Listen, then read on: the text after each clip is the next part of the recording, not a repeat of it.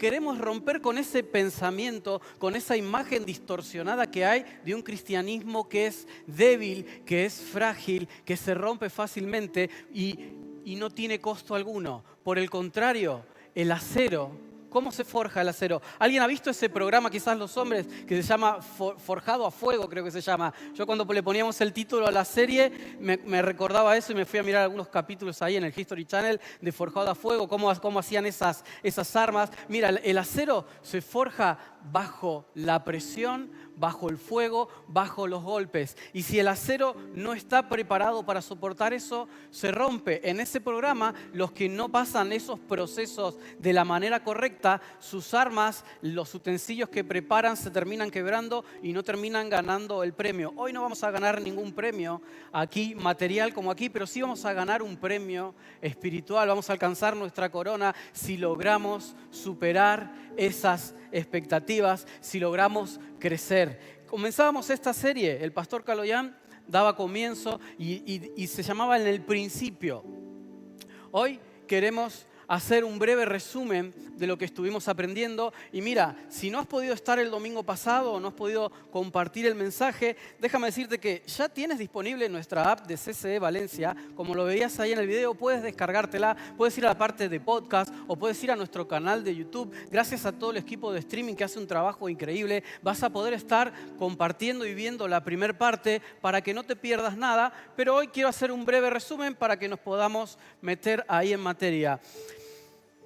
El acero se forja con fuego, con presión, y así debe ser forjada nuestra fe, para que sea firme y que esté moldeada por el carácter de Cristo.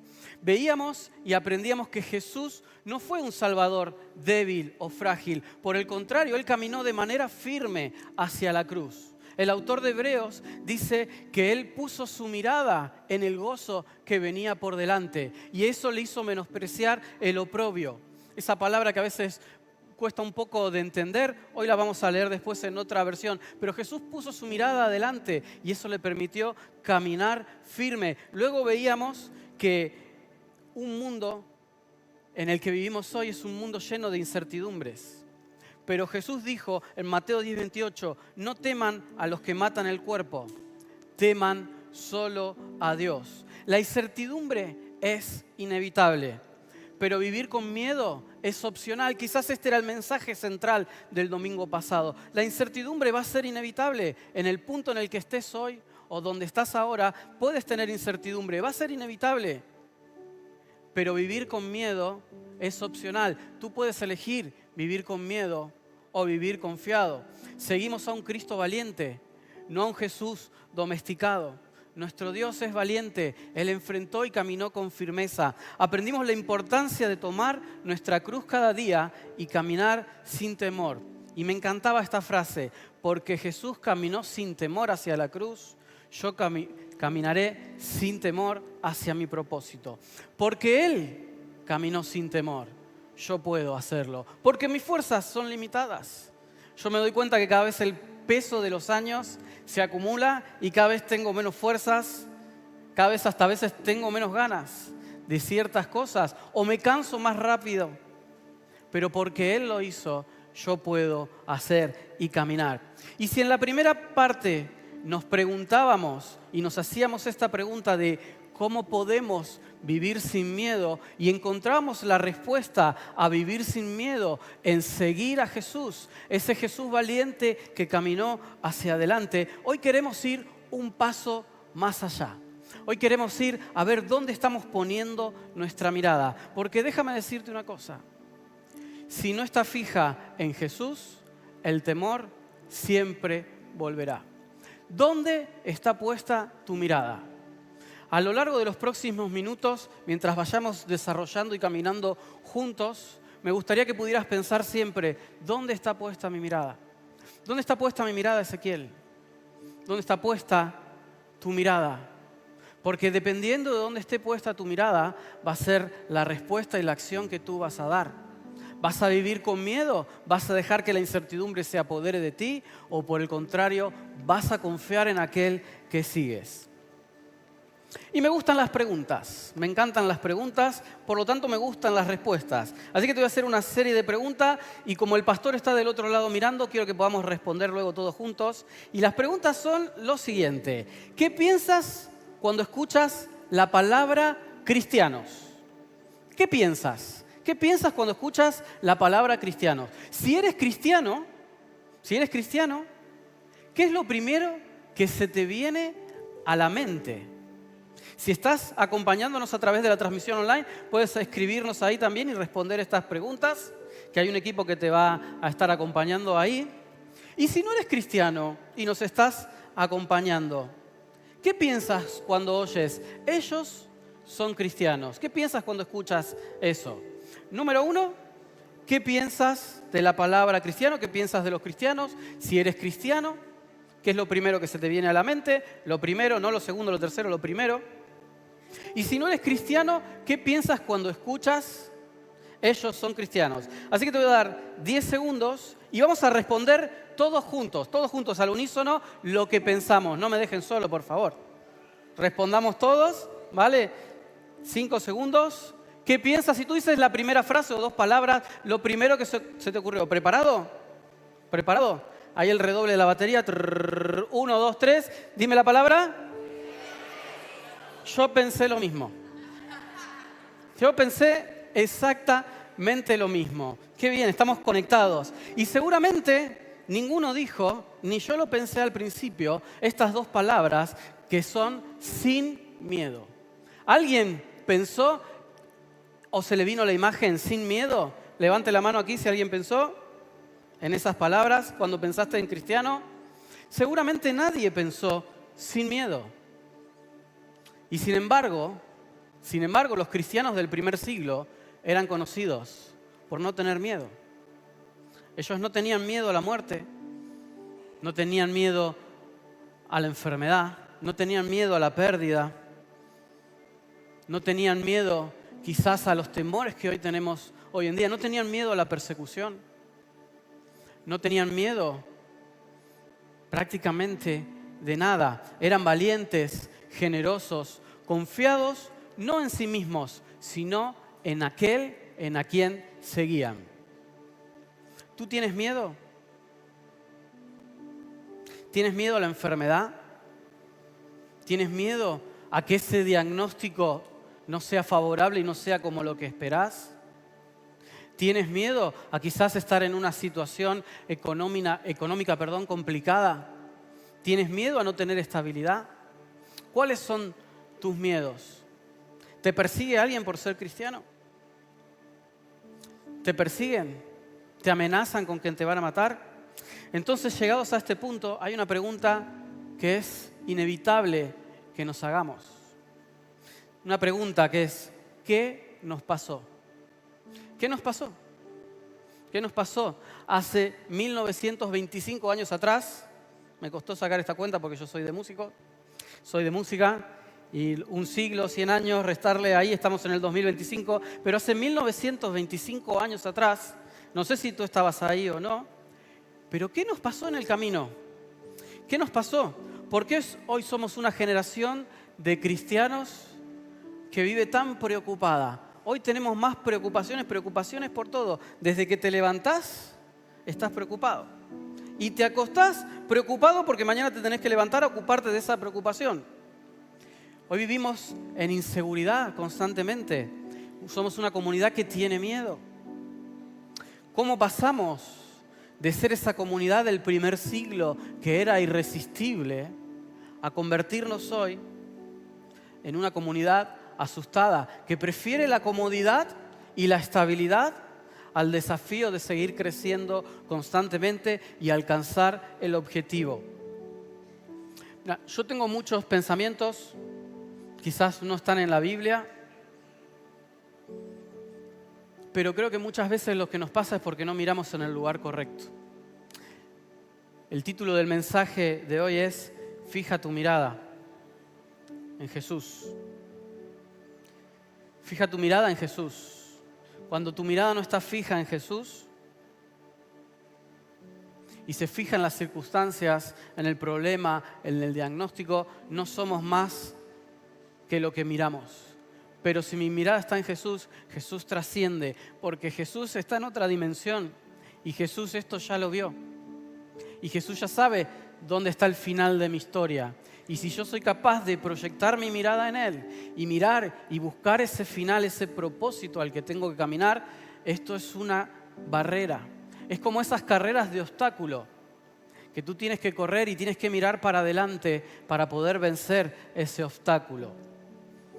A lo largo de esta serie queremos ser desafiados, queremos que te puedas desafiar, queremos poder volver al origen, poder hacer esa inserción para volver al origen, porque como Cristo enfrentó el dolor, la incertidumbre y la muerte sin temor, nosotros podemos vivir sin miedo, con la mirada fija en Él y escribir una historia de fe firme y valiente para nuestra generación. Mira, esta generación a la que hoy nos toca pertenecer es a la que nos toca demostrar nuestra fe firme. Y yo estoy convencido de que fuimos creados por Dios para este tiempo, no para el tiempo pasado ni para el tiempo en el que nosotros quizás no estemos. Fuimos creados para este tiempo. Entonces, ¿de qué manera vas a vivir? ¿De qué manera voy a vivir mi vida en este tiempo? Porque algún día llegará el fin de mis días y de tus días. ¿Y qué legado, qué habremos dejado? Y el tema es que hay muchos problemas. Y los tenemos. Y quizás hoy tú puedes decirme, sí, Ezequiel, pero es que si yo prendo las noticias y veo, hay guerras, hay rumores de guerra, unos se levantan contra otros, hermanos que se pelean, divisiones, hay pobreza, hay problemas económicos. No sé en este país, pero hay corrupción. Hay políticos que gobiernan de manera injusta. Hay violencia, hay persecución. ¿Y de las redes sociales qué? La toxicidad, no sé si está bien dicha esa palabra, pero lo tóxico que son las redes sociales. Capaz de inyectar e implantar una idea que no es por una imagen creada con inteligencia artificial o de alguna manera, o noticias que son falsas y que nos llevan a preocupaciones, a angustiarnos por cosas que nos tocan. Y esto nos preocupa. O quizás, a lo mejor no eres tú, pero llegas a tu trabajo y hablas con tu amigo, con tu compañero de trabajo y le preguntas, ¿cómo estás? Y la respuesta que recibes es, estoy preocupado. Estoy preocupado, hoy estamos a día 20, me quedan 10 días todavía para cobrar o más, o si me pagan con retraso o no, y no sé qué voy a hacer el mes que viene, pero estás al día 20. ¿Cómo no sabes qué vas a hacer el mes que viene? Te quedan 10 días todavía para terminar este mes. Y vivimos preocupados, o escuché las noticias y no sé qué es lo que va a hacer Trump y Elon Musk y este otro, no sé qué va a pasar. Y ahora hay guerra acá y hay guerra allá. Y ahora el aceite que está caro o esto otro, y no sé qué va a pasar. Y tu respuesta o mi respuesta muchas veces es, estoy preocupado.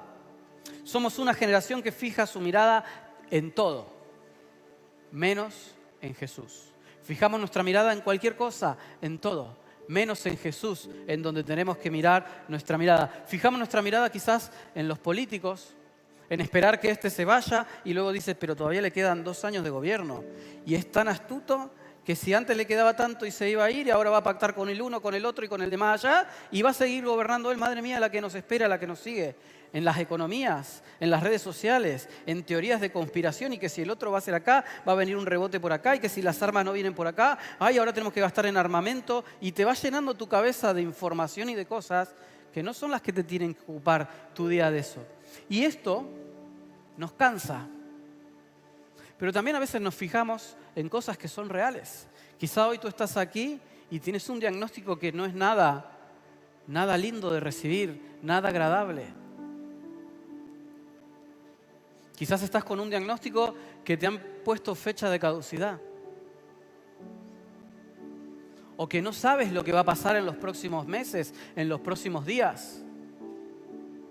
Y fijamos nuestra mirada ahí y nos cansamos, nos desanimamos. Como veíamos al principio, quizás nos podemos romper porque somos frágiles. Y esta vida, la que vivimos nosotros, es como una carrera. Es como estar en una carrera. No sé si habéis visto los Juegos Olímpicos. A mí me gusta ver a veces las carreras con obstáculos porque no entiendo cómo abren las piernas tan coordinadas para poder pasar por los lugares. Yo estoy viendo esto que son 20 centímetros y no sé si me animo a saltar al otro lado porque me cuesta y la coordinación. Pero a veces nosotros vivimos una vida donde tenemos que mirar para aquel lado para poder saltar los obstáculos, pero vamos caminando y miramos hacia el otro lado. Y si no me doy cuenta, me voy a golpear contra la pared o contra lo que tenga. Imagínate esa carrera de obstáculos que no sé si ponen las vallas cada 20 metros, cada 2 metros, no lo logro dimensionar, pero que tienes que ir saltando y tienes que ir coordinando los pasos. Si los que corren se ponen a mirar para atrás, empiezan a enrollar todas las barreras. Y yo me gusta pensar mucho, me ponía a pensar esto. Imagínate que uno arrastra esa barrera, y el mirar a ti para atrás puede arrastrar que todos los que están corriendo contigo se accidenten aunque estén mirando para adelante. No sé si está Omar acá, pero los ciclistas pasa lo mismo cuando el pelotón va todo junto. Cuando uno hace una maniobra arriesgada, provoca un accidente y se cayeron 20 ciclistas y están todos en el hospital arreglando los cortes que se han hecho. Porque uno miró hacia atrás. Papá de familia que estás aquí, no mires hacia atrás. No mires hacia atrás porque vas a arrastrar contigo a tu familia, que quizás está empujándote e intentando ir hacia adelante. No mires, por favor, hacia atrás. Así que déjame decirte que cuando fijamos nuestra mirada en Jesús, dejamos atrás el temor y avanzamos con una fe confiada, sabiendo que Dios ya cumplió su promesa. Avanza con esa fe confiada en quién has depositado tú tu confianza. Avanza, no mires hacia atrás. Que atrás se quede el temor, pero que yo no busque mirar atrás porque me voy a encontrar cara a cara con el temor. Pero ¿sabes qué? Esto no es algo nuevo. Esto no es algo nuevo. Los cristianos del primer siglo, hubo un momento que dejaron de ser ya del primer siglo y el cristianismo extendió. Y me encantaba cómo lo compartía Carlos la semana pasada. Mirá, Carlos decía algo así como, resumiéndote la historia, hoy seguimos aquí. En aquel entonces nadie sabía dónde iba a acabar el movimiento, pero 2025 años, hoy estamos aquí, siguiendo a Jesús. Pero esto no es nada nuevo. En aquel entonces empezó la persecución y los cristianos se empezaron a esparcir por distintos lugares. Y el autor de Hebreos, dándose cuenta de un problema que había muchos cristianos que querían empezar a dejar la fe, que se pensaban a cuestionar y a decir, ¿será que vale la pena lo que estamos haciendo? ¿Que vale la pena haber dejado nuestras casas? ¿Que vale la pena haber dejado nuestro país? ¿Que vale la pena dejar nuestras familias? ¿Esto está funcionando realmente o no funciona? ¿Estamos haciendo y marcando la diferencia o solamente nos estamos resguardando aquí? Empezaron a cuestionar su fe, empezó a venir el temor. Y quizás tú también estás haciéndote estas preguntas. Has venido desde afuera a una nación nueva y dices, ¿ha valido la pena? ¿Vale la pena seguir a Jesús aquí? Y nos recordamos el pasado, no, pero si yo en Argentina servía y hacía esto, ¿vale la pena lo que estoy haciendo aquí? ¿Es verdad lo que creo o no es verdad? Nadie sabía lo que iba a pasar con ese grupo, quizás pequeños. Y el autor de Hebreos le escribe a esta comunidad de cristianos judíos, no lo escribe a una ciudad en concreto, lo escribe a una comunidad de judíos que se encontraba en este contexto. Y acompáñame a Hebreos 11, 1 y 2, y fíjate lo que dice. Ahora bien, la fe es la garantía de lo que se espera, la certeza de lo que no se ve. Gracias a ella fueron aprobados los antiguos. Aquí el autor de Hebreos empieza a hacer apologética de la fe cristiana y empieza a mostrarles a esta comunidad que lo que el Antiguo Testamento había dicho se cumplía en Jesús. Les habla de Abraham, de los profetas, también le habla de los ángeles, de Jacob, de Moisés, de Isaac, temas que ellos habían estudiado y que conocían, y empieza a ser un fundamento de lo que es la fe, como podríamos hacer hoy nosotros mismos.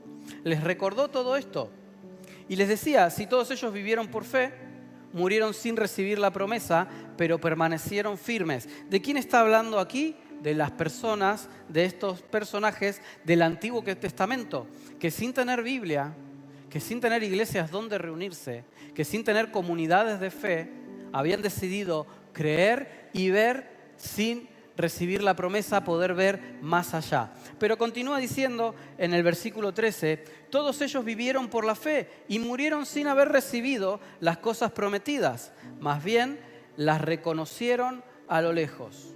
Las reconocían a lo lejos. Si tú estudias el Génesis o algunas de las hazañas de reyes, de crónicas, vas a ver cómo vivían estas personas y cómo depositaban su confianza en Dios porque tenían una relación y porque podían mirar. ¿Dónde está puesta tu mirada en esta mañana? ¿Dónde están puestos tus ojos? ¿Qué es lo que estás viendo? ¿Dónde te estás proyectando? Y luego continúa del 36 al 38 y dice, otros sufrieron la prueba de burlas y azotes, cadenas y cárceles. Fueron apedreados, aserrados por la mitad, cortados por la mitad, muertos a filo de espada, y el mundo no era digno de ellos. ¿Alguno de aquí sufrió burla por ser cristiano? Quizás sí. De toda esta lista, esta puede ser la única que se nos acomoda. ¿Pero alguien recibió azotes de los que estamos aquí? ¿Cadena o cárcel por seguir a Jesús? ¿A alguien le tiraron una piedra? ¿A alguien lo partieron por la mitad? ¿A alguien lo mataron con espada? A estos héroes de la fe que el autor de Hebreos les está haciendo recordar, les había pasado todo esto. Y a mí hay algo que me flipa, es luego ver la historia de los apóstoles, cuando ellos fueron caminando hacia la muerte. Ninguno se quejó. Iban gozosos porque sabían, como decía Pablo, para mí el vivir es ganancia. El morir, para mí el vivir es Cristo, perdón, y el morir es ganancia. Yo tengo una fe que me permite decir eso. Mi fe es tan sólida que me permite decir, mira, si me muero, es ganancia. Porque he dejado un legado, pero porque conozco a dónde voy. Y conozco en quién confío. Y de esta historia de Hebreo podemos aprender unos principios. Que dice, ellos ¿hacia dónde miraban? Ellos miraban hacia adelante. ¿Y nosotros hacia dónde miramos muchas veces? Hacia atrás. Es el mismo problema que tenemos nosotros. Nosotros miramos hacia atrás o nuestra realidad, pero ellos miraban hacia adelante. Ellos no vieron la promesa cumplida. Sin embargo, nosotros tenemos la promesa cumplida y lo podemos ver. Pero ellos se mantuvieron todo el tiempo firmes. Y nosotros muchas veces flaqueamos. Jesús murió, resucitó, el evangelio se esparció, la iglesia sobrevivió muchísimas persecuciones y llegó hasta aquí, hasta hoy, donde estamos nosotros. Tenemos más razones para confiar de las que tenían ellos. Ahí por el año 1972, un autor que me encanta, Jock McDowell, escribió un libro que se llama Evidencias que exigen un veredicto. Si eres de la vieja escuela o como yo, te acordarás que en la portada de ese libro había una cruz y un martillo haciendo como de juez, pero ese libro se sigue actualizando a día de hoy porque luego de eso siguen habiendo y apareciendo otras cuestiones y otros planteamientos a la fe. Entonces, si necesitas evidencias, mira, este autor se tomó el trabajo de escribir un montón de cosas que nos acontecen a veces a nosotros y que exigen ese veredicto. Y además te permite que lo puedas resolver tú a esa duda. Se mete hasta el fondo en el texto y lo cuestiona para que seas tú el que resuelva esa tensión y ese problema. Tenemos toda la evidencia hoy para confiar. No hay razón para temer. ¿Dónde está puesta tu mirada? ¿Dónde está puesta tu mirada en esta mañana? ¿Dónde está puesta? Fija tu mirada en el lugar correcto. Esto es lo que le decía el autor de Hebreos a esta comunidad de judíos cristianos, pero trasciende el tiempo y nos lo dice también ahora a nosotros. Fijemos nuestra mirada en el lugar correcto. Mira lo que dice Hebreos 12, 1 y 2. Por lo tanto, ya que estamos rodeados de una multitud tan grande de testigos, despojémonos del pecado que nos asedia y corramos con perseverancia la carrera que tenemos por delante. Fijemos la mirada en Jesús, el iniciador y perfeccionador de nuestra fe. ¿Dónde hay que fijar la mirada? En Jesús. ¿Dónde estás fijando tu mirada en esta mañana? Nuestro problema es el que veíamos antes. Tenemos los ojos fijos en todas las cosas equivocadas. Jesús soportó la cruz, el dolor, la vergüenza, por el gozo que le esperaba. Él sabía lo que había al final. Pero Jesús fue como nosotros. Él quería pasar si era posible, pero sabía que el dolor era necesario para que hoy nosotros podamos fortalecer nuestra fe. Porque si Él pudo, yo puedo. Si Él venció, tú vas a vencer. Si Él lo hizo, nosotros podemos. No hay imposibles para Dios, a veces cantamos. ¿Lo creemos? O creemos que no hay imposible para Dios, pero para nosotros esa canción no es. Es para que la cantemos. Esa canción es para que alimentemos nuestra fe. No hay imposibles para Dios. Recién cantábamos, no hay nadie más. No one in English. No hay nadie más. No hay nadie más. ¿O es que acaso hay alguien más? Si tu mirada está en otro lado, va a haber más de una cosa. Si tu mirada está en Jesús, solo va a haber una cosa que te permite saltar el obstáculo y mirar hacia adelante. Nosotros también podemos correr sin miedo. Pero la única forma de correr sin miedo es que Él sea nuestro foco, que Él sea nuestro punto de referencia. Vive una fe práctica. Y una fe práctica es una fe audaz. Mira lo que termina diciendo Hebreos 12 del 13 al 4. Consideren a aquel que perseveró frente a tanta oposición para que no se cansen ni pierdan el ánimo. En la lucha que ustedes libran contra el pecado, todavía no han tenido que resistir hasta derramar su sangre. ¿Alguien ha derramado sangre aquí por la causa de Cristo? ¿Derramaste sangre por la causa de Cristo? ¿De verdad estamos cansados y temerosos cuando ni siquiera hemos gastado una gota de sangre? ¿De verdad? Mira, si estás aquí y tienes más de 45 años, yo no estoy dentro de ese grupo, deja de fijar tu esperanza en que Pedro se vaya. En los políticos, en la economía, en los viejos tiempos. Deja de fijar tu esperanza ahí. Y no asustes a la siguiente generación. Moldea en tu vida una fe firme. No asustes a los demás. Tu mentalidad quizás es diferente. No asustes. Es más, cambia tu discurso. Cuando alguien te pregunta cómo estás, no quieras decir preocupado, mal. Empieza a fijar tu mirada y hablar de manera diferente para que eso se empiece a hacer carne en tu vida. Y si eres de los que tienen menos de 45 como yo, por poco, no te desanimes por los que ves en las redes sociales. ¿Cuánto desánimo trae las redes sociales? Ni por la apatía. No te desanimes. Las redes sociales a veces son más falsas que otra cosa. Yo a veces digo, este es más falso que un like de Facebook o de Instagram. Porque es así. Nos desanimamos. Vemos en Facebook, en Instagram, o no sé cuántas más hay, porque yo llego hasta ahí. Por eso estoy casi de los 45. Y a veces te desanimas. Decís, mira dónde se fue el otro. Estamos en agosto o estamos en julio y yo no me voy ni a ningún lado. y mirá dónde se fue el otro y estuvo acá, y dónde están haciendo esto, y mirá qué bien que se la está pasando, y a lo mejor detrás de esa foto que ves qué bien que se lo están pasando, hay una persona que está rota, una persona que llora, una persona que quizás se hipotecó para poder ir a algún lugar y para poder hacer esa foto. Y si no, recuerda que unos jóvenes como tú, en aquel entonces, cambiaron el mundo por la fe y por tener la mirada en el lugar correcto. ¿En quién o en qué tienes puesta tu mirada hoy? Que te hace vivir con miedo en lugar de caminar con la certeza de que Dios ya cumplió su promesa. ¿En quién?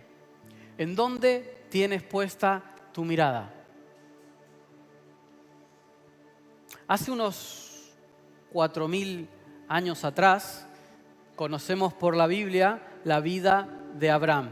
¿Habéis escuchado alguna vez de la vida de Abraham? Él vivía en un mundo que no había Biblia, como decíamos antes, no había iglesias, no había equipo de alabanza, la música no sé cómo sería en aquel entonces, pero no había.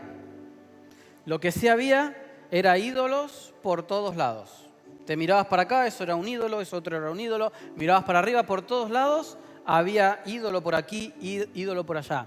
Lo que conocemos de Abraham era que era un hombre mayor, él estaba en la zona de Mesopotamia y era un hombre mayor que no tenía hijos, no tenía herederos, tenía esposa, le iba bien en su trabajo, tenía ganados, tenía terrenos, era próspero por ahí por donde estaba.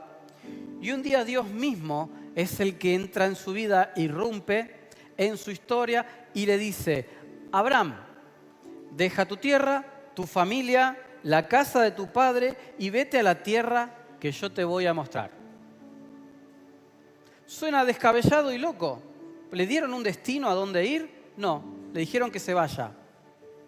¿Te imaginas salir a un destino que no sabes dónde es? Yo creo que hoy en día ninguno, porque si tú sales de tu casa y no sabes dónde vas, le estás preguntando que te den la ubicación para poder llegar. Y fuiste 20.000 veces a la casa de tu amigo, pero le sigues pidiendo la ubicación para poder llegar. El otro día, mi amigo, que ahora está mirando la reunión ahí por YouTube, me dice: Caramuti, pasame la ubicación de tu casa. Le digo: ¿qué? Pasame la ubicación de tu casa. Hoy no salimos de nuestra casa, de nuestro lugar, sin tener la ubicación.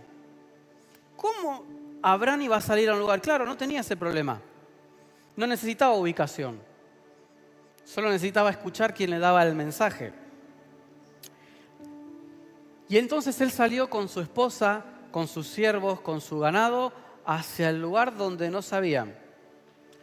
Pero ¿sabes qué tenía Abraham algo? Tenía un corazón dispuesto a obedecer. Y yo creo que ese corazón dispuesto era porque él había generado una relación. Y en un mundo donde hay tantos ídolos y tantas distracciones, él podía distinguir lo que era la voz de Dios a lo que eran las voces de la sociedad y de los otros ídolos. Hoy nosotros tenemos iglesia,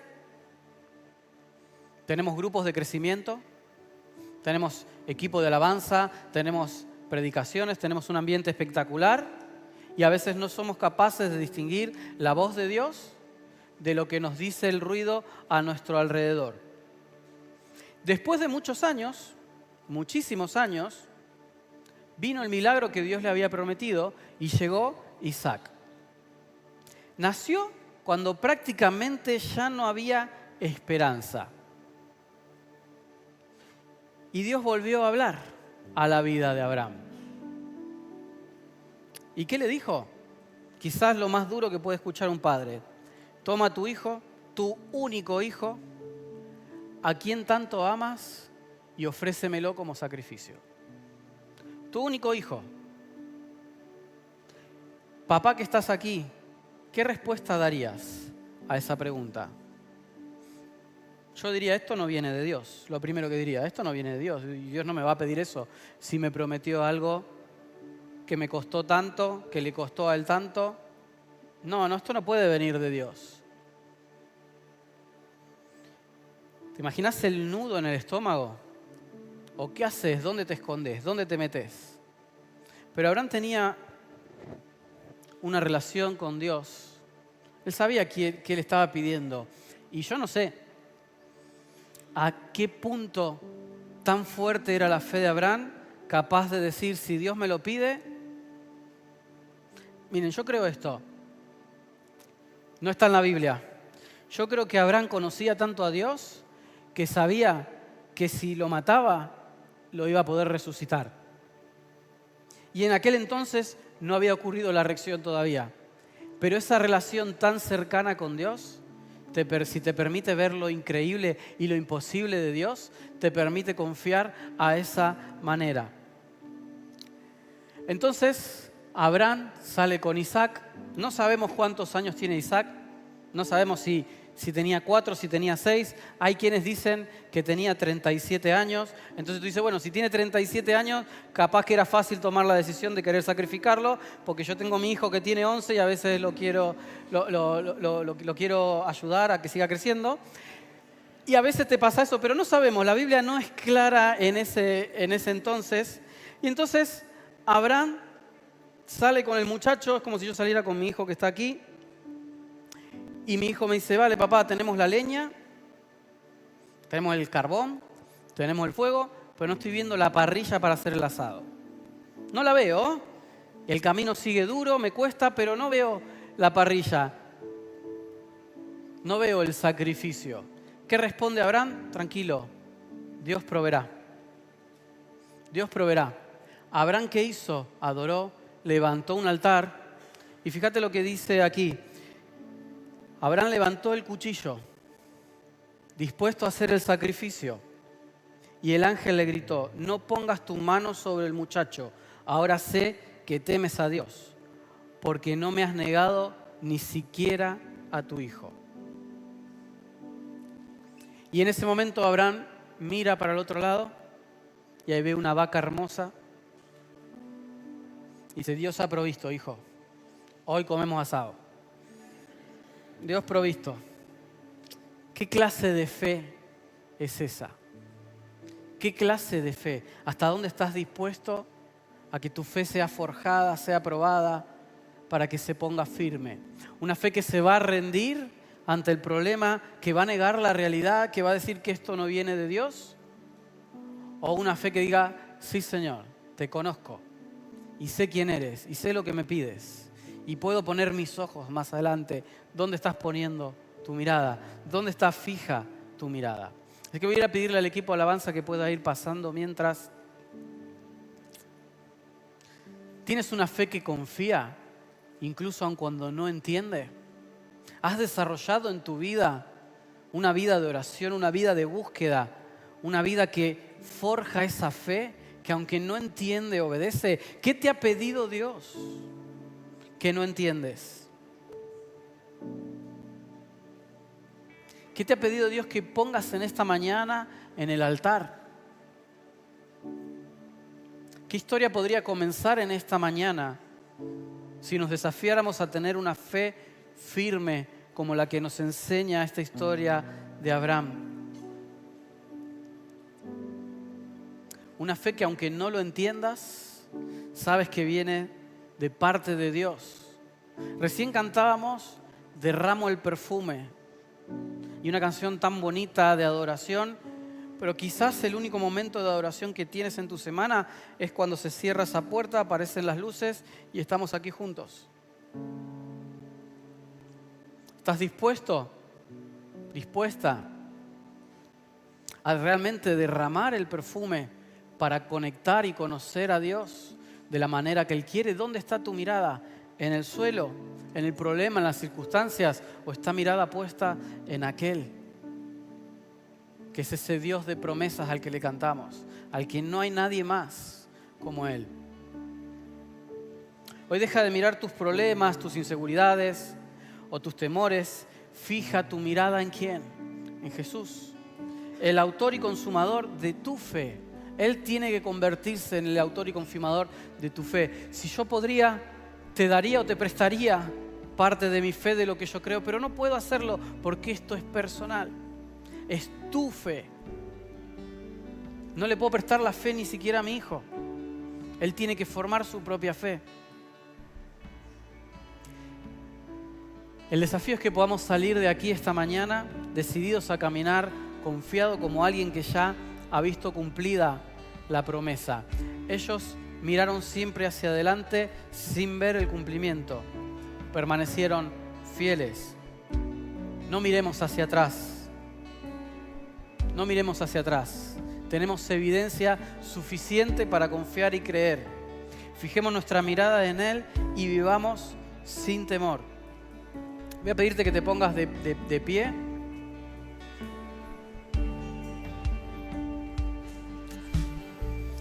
Y antes de terminar, quizás te estás preguntando, quizás yo me estoy preguntando en cómo poder soportar el fuego. ¿Cómo podemos soportar el fuego?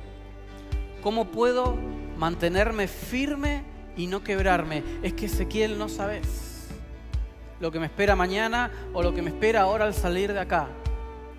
Problema con mi esposa, con mis hijos, con mi familia. No sé si me van a despedir del trabajo, si voy a tener trabajo, no sé qué va a pasar. ¿Cómo podemos hacer? Mira, la respuesta es la misma. Y la respuesta es simple. Fija tu mirada en Jesús.